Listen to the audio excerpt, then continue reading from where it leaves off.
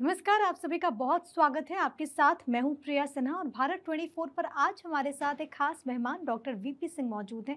इनके बारे में अगर मैं आपको बताएं तो doctor VP Singh international human rights and crime control council संस्था चलाते हैं। ये संस्था गरीब महिलाओं, बच्चियों, जानवरों, पशु पक्षियों के लिए अनेक प्रकार के काम करती है। डॉक्टर वीपी सिंह ये संगठन पिछले एक दशक से भी ज्यादा वक्त से चलाते आ रहे हैं। डॉक्टर वीपी सिंह अभी तक देश और विदेश में तिरंगा यात्रा निकाल चुके हैं। डॉक्टर वीपी सिंह अयोध्या में भगवान श्री राम मंदिर बनने के बाद से अनेक प्रोग्राम भगवान श्री राम को समर्पित करते हुए करा चुके हैं। इसी के संदर्भ में अयोध्या में 26, 27 और 28 सितंबर को अंतर्राष्ट्रीय रामायण प्रतिष्ठा सम्मेलन का आयोजन हो रहा है, जिसका मकसद भगवान श्री राम और रामायण के प्रति लोगों का जागरूक किस तरीके से बढ़े, ये कोशिश है। तो आइए हम डॉक्टर वीपी सिंह से सीधे बात करते हैं। वीपी सिंह साहब, बहुत स्वागत है आपका भारत 24 पर। और सबसे पहला मेरा सवाल आपसे यही रहेगा कि अयोध्या में श्री राम को लेकर के अंतर्राष्ट्रीय रामायण प्रतिष्ठा सम्मेलन के पीछे क्या उद्देश्य है आप लोगों का? मैम देखिए, राम कण कण में विराजमान है। जो सांसों के माध्यम से हमारे अंदर रमन कर रहा है, जो हमारे अंदर शक्ति दे रहा है, जो चेतना का संवाहक है, वही है राम। भारतीय संस्कृति को, भारतीय धर्म को, जो हमारी सामाजिक व्यवस्था थी, उसको बचाना हमारे लिए बहुत आवश्यक है। क्योंकि आज जनसंख्या बहुत तेजी से बढ़ रही है।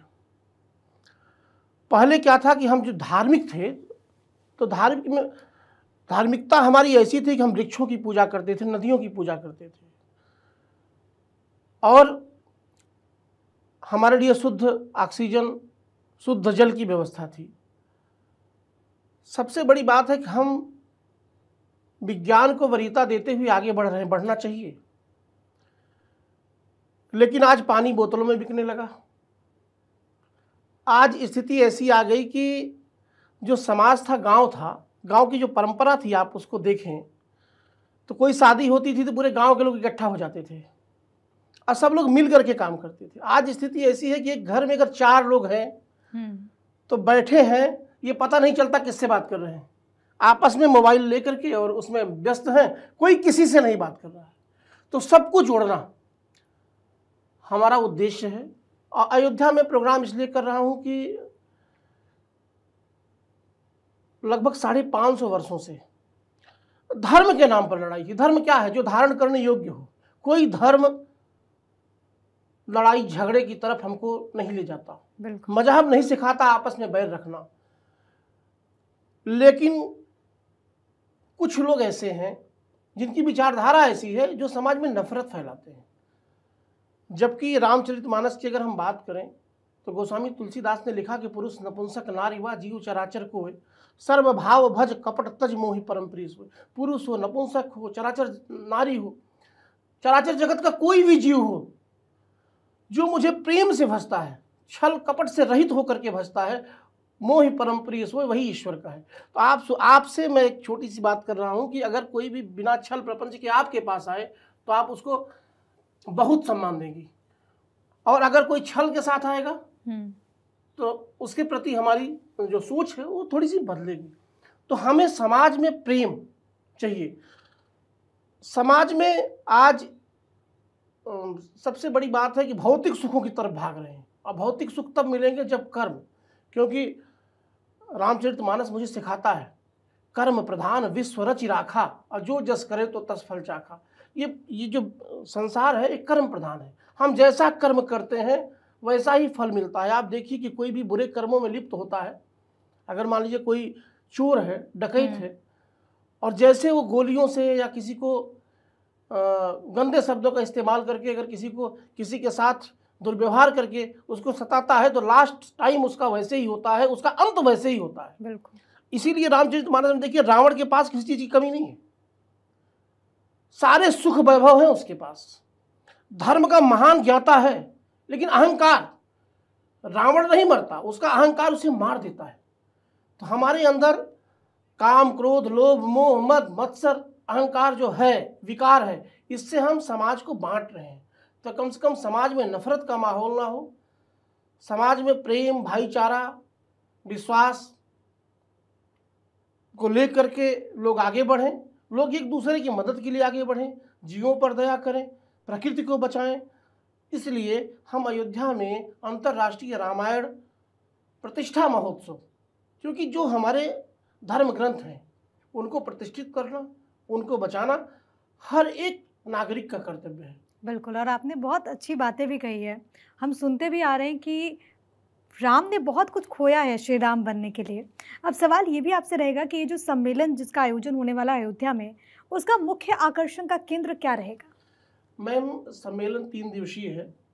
पहले दिन नई छावनी में एक मंदिर है, विराट राम मंदिर, वहाँ हम लोगों ने प्रोग्राम रखा है कि वहाँ से संतों के साथ सरयू दर्शन के लिए जाएंगे, क्योंकि संतों के लिए कहा गया है कि वृक्ष कबहु ने फल भखे और नदी न संचय नीर, परमार्थ के कारणे साधुन धरा शरीर।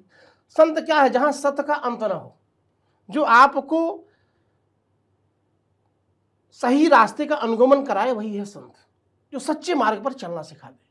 तो संतों के साथ हम लोग सरयू दर्शन करेंगे और उसके बाद वहाँ 108 बार सुंदरकांड का पाठ होगा, 1008 बार हनुमान चालीसा का पाठ होगा और संतों का भोज होगा। संतों के भोज के बाद हम लोगों ने विराट बानर भोज रखा है, बंदरों का, क्योंकि हनुमान जी कर्म के देवता हैं और कर्महीन नर पावत नाही। जो कर्महीन है, अगर कोई कहे कि हम बैठे रहेंगे और बैठ करके हमको सारे सुख और संसाधन और वैभव मिल जाएंगे, तो नहीं मिलेंगे। हमको कर्म करना पड़ेगा। घर में बहुत कुछ है, लेकिन खाना बनाना पड़ेगा तभी भोजन मिलेगा। दाल है, चावल है, सब कुछ है, लेकिन आप पकाएंगे नहीं तो आपको नहीं मिलेगा। तो कर्म को के देवता कौन है? हनुमान। और उनकी सेना कौन है? बंदर। तो उनका विशाल बानर भोज होगा और उनसे हम लोग अनुमति मांगेंगे अगले दिन प्रोग्राम के लिए। शाम को हम लोगों ने भजन संध्या रखा है वहाँ के एक होटल में और बहुत अच्छे अच्छे लोगों को बुलाया गया है, उनका आशीर्वचन मिलेगा। 27 तारीख को देश के राजनेता और देश के महान संत, जिनसे मैं चाहता हूं कि मैं प्रयास कर रहा हूं कि अच्छे संत और अच्छे राजनेता वहां आए, क्योंकि धर्मवत आचरण करना सबका कर्तव्य है। और जो हमारे महान संत हैं वही हमको रास्ता दिखा रहे हैं, वही अनुगमन करा रहे हैं कि हम क्या करें, हमको क्या करना चाहिए और क्या नहीं करना चाहिए। राजधर्म का भी पालन तभी होगा जब हम धर्म को अपना मानेंगे, धर्म को आधार बना करके चलने की चेष्टा करेंगे। तो संतों का सम्मान करने का अवसर मिलेगा, हम लोग उनका सम्मान करेंगे, उनका दर्शन करेंगे और दर्शन से कृतार्थ होंगे। राजनेताओं का भी सम्मान करेंगे और राम के विषय में विशेष व्याख्यान है उस दिन। लेकिन आपने जिस तरीके से कहा और जैसे हम लगातार देख रहे हैं कि जब से प्रभु विराजित हुए तब से बड़ी संख्या में लोग वहां पर पहुंच रहे हैं दर्शन पूजन करने के लिए। जाहिर है कि आपका सम्मेलन होने वाला है तो इसमें भी बड़ी संख्या में लोग पहुंचेंगे। आपके संगठन की क्या तैयारियां हैं लोगों की सुविधाओं के लिहाज से भी? मैम, हम लोग तैयारी वहाँ कर रहे हैं। 3 दिवसीय प्रोग्राम है और ये देश का पहला प्रोग्राम है जहाँ हम लोग धार्मिक, सांस्कृतिक, सामाजिक सबका समायोजन करके चल रहे हैं, क्योंकि रामचरितमानस वितरण प्रोग्राम भी है। सर्वधर्म संभाव के लिए, एकता के लिए वहाँ बहुत सारी विजन की शुरुआत भी होगी उस दिन। और देश में भाईचारा बना रहे, देश में कर्म के प्रति, समाज के प्रति, परिवार के प्रति सद्भावना हो, इस आशय से प्रभु की प्रार्थना भी हम लोग करेंगे वहाँ। और हम और हमारी टीम पूरी तैयारी में लगे हुए हैं और आशा करते हैं कि इतना भव्य, नव्य और दिव्य सम्मेलन होगा ये कि आने वाले समय में प्रभु राम हमारे आदर्श हैं ही, लेकिन हम जो नवयुवक हैं, क्योंकि देश के भविष्य वही हैं, तो उनका अनुसरण करें। बिल्कुल, क्योंकि आज देखिए थोड़ी सी जमीन के लिए, थोड़े से धन के लिए भाई भाई से नफरत कर रहा है, अलगाव कर रहा है। लेकिन वही प्रभु राम है, वो क्या देते हैं कि पिताजी के एक वचन को पूरा करने के लिए वह 14 वर्ष के लिए जंगल चले जाते हैं। तो हम अगर अपनी पूरी मर्यादाओं का पालन करेंगे, चूँकि हम एक निश्चित समय के लिए इस धरती पर आए हुए हैं और आए हैं, ये डेट निश्चित हो गया, जन्मदिन हमने मना लिया, हर साल मनाएंगे, जाएंगे कभी पता नहीं है। तो कम से कम अच्छा काम करके जाएंगे तो लोग याद करेंगे, दुनिया मुझे याद करेगी। आज विवेकानंद जी याद किए जाते हैं 32 वर्ष की अवस्था में, उनका शरीर पूरा हुआ, लेकिन अच्छे कर्मों के कारण याद किए जाते हैं। तो हम चाहते हैं कि जो अच्छे अच्छे महापुरुष हैं उनके जीवन की भी शुरुआत हो। और इन्हीं अच्छे कर्मों के अनुसरण के लिए आप पहल कर रहे हैं, जो कि जाहिर है कि बहुत सराहनीय भी है। लेकिन जैसा कि मैं अपने दर्शकों को पहले बता रही थी कि आप धर्म आध्यात्म की पहल तो करते ही हैं, लेकिन इसके अलावा देश के लिए भी, राष्ट्रहित के लिए भी आपके संगठन और आप भी लगातार निरंतर कार्य कर रहे हैं। आपने हाल में तिरंगा यात्रा भी निकाली, जरा उसके बारे में बताइए, क्योंकि देश से बाहर ये हुआ, किस तरीके का अनुभव रहा? मैम देखिए, समाज आज हमारे यहाँ जाति, संप्रदाय और धर्म में बटा हुआ है। सामाजिक एकता संभव है राष्ट्रवाद के आधार पर, क्योंकि सबसे पहले हम भारतीय हैं, फिर कुछ हैं, कोई जाति है, किसी धर्म के हैं, लेकिन उसके पहले मेरी माँ कौन है? भारत माँ है। राष्ट्रीयता ही मेरी पहचान है। तो इसलिए तिरंगा को मैंने आधार बनाया। मोदी जी ने घर घर तिरंगा का नारा दिया और उन्हीं से प्रेरणा लेते हुए हमने इस तिरंगा को विश्वव्यापी बनाने का प्रयास किया। पूरे विश्व में हमारे भारतीय फैले हुए हैं और तिरंगे के माध्यम से हम सभी धर्मों को जोड़ना चाहते हैं, वसुधैव कुटुंबकम की स्थापना करना चाहते हैं। क्योंकि किसी देश के नागरिक हम बाद में हैं, इंसान सबसे पहले हैं। अगर हम इंसान के प्रति सच्ची श्रद्धा रखते हैं, अपने कर्म के प्रति सच्ची निष्ठा रखते हैं, तो हम जो है पूरे विश्व को एक कर सकते हैं।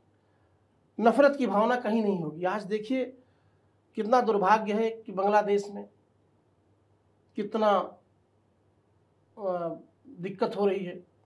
आप कलकत्ता में देखिए एक डॉक्टर के साथ क्या हुआ, क्योंकि लोग जो है, लोगों के अंदर नैतिकता का पतन हो रहा है। तो नैतिकता का पतन होगा जब तक हमारे अंदर एक दूसरे के प्रति प्रेम नहीं होगा। तो इसके लिए हमने तिरंगा यात्रा पूरे विश्व में विश्वव्यापी अभियान लेकर के निकला हूँ। और आप लोगों का जैसा शुभकामना होगा, बड़े बुजुर्गों का जैसा आशीर्वाद होगा, वैसे उसको हम संपन्न कर पाएंगे। थाईलैंड में हमने 25 किलोमीटर लंबी तिरंगा यात्रा निकाली। भविष्य में इसके लिए क्या योजना है? और भविष्य में मैम लगभग 100 देशों में तिरंगा यात्रा निकालने के लिए सोचा हूँ, और सरकार से भी मैं मदद मांगूंगा, क्योंकि हमारा उद्देश्य पवित्र है। हमारा उद्देश्य है कि हमारा भी ध्वज हो और उस देश का भी ध्वज हो, और दोनों का आपसी भाईचारा के लिए, दोनों के संस्कृतियों का आदान प्रदान के लिए, भाषाई आदान प्रदान के लिए, और जो भी अच्छी चीज़ें हैं एक दूसरे से हम लोग बांट सकें। इसलिए हम तिरंगा के माध्यम से पूरे विश्व को जोड़ना चाहते हैं। और जो नफरत है हमारे समाज में कि हम कभी जाति के, कभी किसी धर्म के, कभी किसी संप्रदाय के हैं, इसके लिए जो नफरत लोग फैलाते हैं उसको मैं दूर करना चाहता हूँ। आपने बहुत अहम बात कही, और जिस तरीके से आप इस बात का जिक्र कर रहे हैं कि दूसरे देशों के साथ भी उनका झंडा भी, और ये एक वसुधैव कुटुंबकम जिसकी बात प्रधानमंत्री नरेंद्र मोदी लगातार करते हैं, पूरी दुनिया एक परिवार है, मुझे लगता है कि उसकी झलक भी उसके माध्यम से नजर आएगी। लेकिन दूसरी तरफ ये तस्वीर भी है जो आपने कहा कि बांग्लादेश में या फिर बंगाल में जिस तरीके से वहाँ पर ट्रेनी डॉक्टर के साथ जो हुआ, नैतिकता के पाठ के लिए जैसे आप लोग सामाजिक संगठन चलाते हैं, तो उनकी भूमिका आप किस तरीके से पाते हैं, क्योंकि आप भी उसका एक हिस्सा हैं। कैसे लोगों में जन चेतना पैदा हो, और इसके लिए आप लोग क्या चाहेंगे कि आगे किस तरीके से लोग बढ़ें? जन चेतना के लिए मैम आगे बढ़ना पड़ेगा। इसीलिए हमने अंतर्राष्ट्रीय रामायण प्रतिष्ठा महोत्सव किया है, क्योंकि राम हमारे आदर्श हैं। रावण की मृत्यु हो चुकी है और मंदोदरी जाती है। राम से मिलने की कौन सा ऐसा पुरुष है जिसके अंदर इतनी पुरुषार्थ है कि हमारे पति को मृत्यु की सैया पर लेटा दिया। भगवान राम पलट करके नहीं देखते और माँ का संबोधन कह के मंदोदरी को बुलाते हैं। तो जब हम नैतिक हो जाएंगे, जब हम अपने धर्म को जानेंगे। अब आज देखिए, धर्म पर बड़ी बड़ी बातें होती हैं, लेकिन हम अनुसरण नहीं करते। हम मंदिर जाते हैं, अब मंदिर में जाने का उद्देश्य क्या है कि हमारा ये काम हो जाता। अगर हम इस उद्देश्य से जाएंगे तो लोभ तो पहले ही है, और जा करके क्या बोलते हैं कि हनुमान जी आपको मैं 5 किलो लड्डू चढ़ाऊंगा, हमारा ये काम हो जाए। अरे हनुमान, जो आपके सहयोग से लड्डू खाएगा, आप सोचिए, जो आपका काम करा सकता है वो लड्डू खा सकता है, तो फिर आपसे सहयोग क्यों लेगा? वो परम पिता परमेश्वर है, ब्रह्मांड नायक है, उनके चरणों में जाकर के हम अपना शीश झुकाते हैं, तो निश्चित रूप से हमारे जो अंतर्मन है, हमारी जो अंतश्चेतना है, वो विकार रहित होती है। और जब विकार रहित होंगे तो हम कोई भी गलत काम नहीं करेंगे, सदाचरण करेंगे। इसलिए लोगों को चाहिए कि हम अच्छे धर्म ग्रंथों का अवलोकन करें, महान पुरुषों के चरित्र का अवलोकन करें, उनके रास्ते पर चले।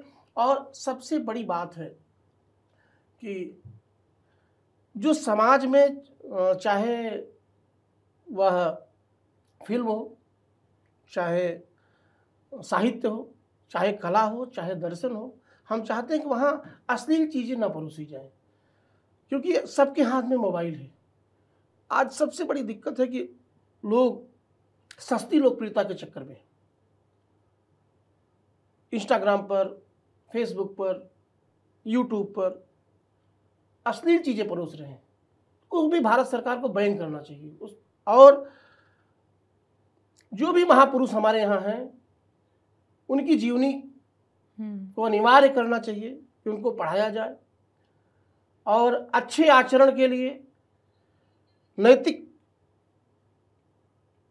शिक्षा का हमारे यहाँ विकास हो। इसके लिए शुरू से ही छोटा जब बच्चा होता है तभी से हम उसको जो है, अगर हम सब कुछ सिखाने का प्रयास करेंगे तो कभी भी ना तो बच्चा गलती करेगा और एक अच्छे समाज का निर्माण। और इसकी शुरुआत मुझे लगता है कि घर से ही होती है। माता पिता ही अगर बच्चों को अच्छे से सिखाएं तो उसके बाद वो बच्चा जब बड़ा होगा तो एक अच्छा युवक बनेगा, और उसकी मतलब अगर उसका आचरण अगर उस तरीके से है।